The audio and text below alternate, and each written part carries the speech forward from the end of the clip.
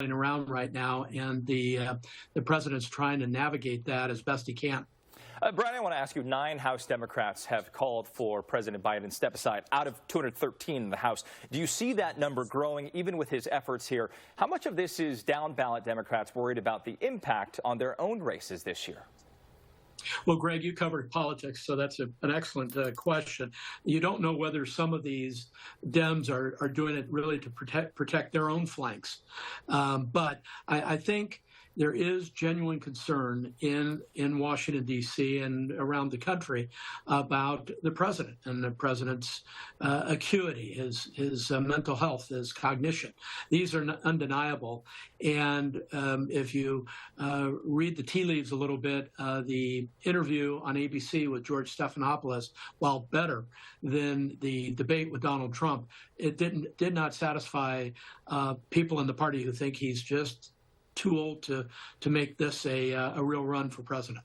Yeah, and Brian, going back to that letter that went out today, the president really making this appeal to democracy. We showed a portion of it in which he said voters of the Democratic Party have voted. I mean, do you think that line, that stance will actually land a little bit better?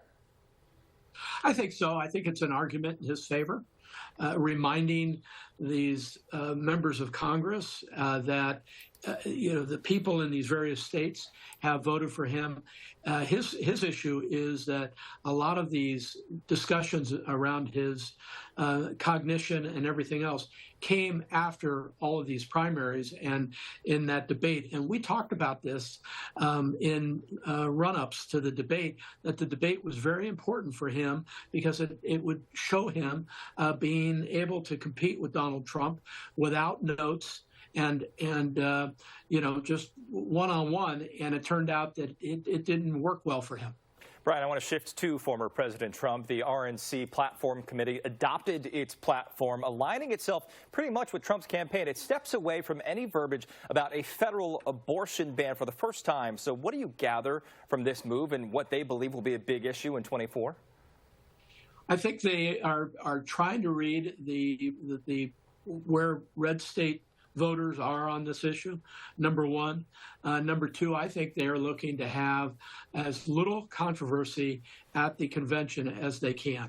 I think they want to come in. I think they want to nominate Donald Trump and whoever Donald Trump's vice presidential pick will be.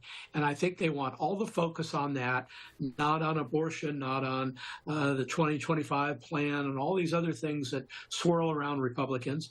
But I think they're saying, hey, what's going on the Democrat side of the aisle is just wonderful for us because there's a lot of confusion and deflection and all of that going on. And we're just going to have this very calm meeting in Milwaukee and get our person nominated and the vice presidential candidate nominated, and then we're going to move ahead.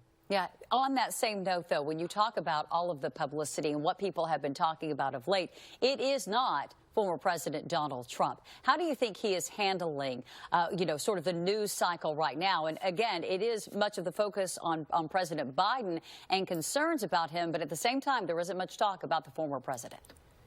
Well, it's a good question, and I think that whoever has gotten to former President Donald Trump has somehow convinced him to somewhat tone down the rhetoric. Now, we're still seeing him at these rallies, doing what Donald Trump does. But with respect to the health of the president and that sort of thing, there's been almost no commentary, a little bit, but much less than one would expect out of Donald Trump. And I think his advisors are probably jumping up and down with joy that they've been able to contain him just a little bit. Yeah, a lot to talk about. 4 months from the election, a lot to watch this week. Yep. Brian Sobel, political analyst, always appreciate you joining us, sir. My pleasure. Have a great evening. Thank you, Brian.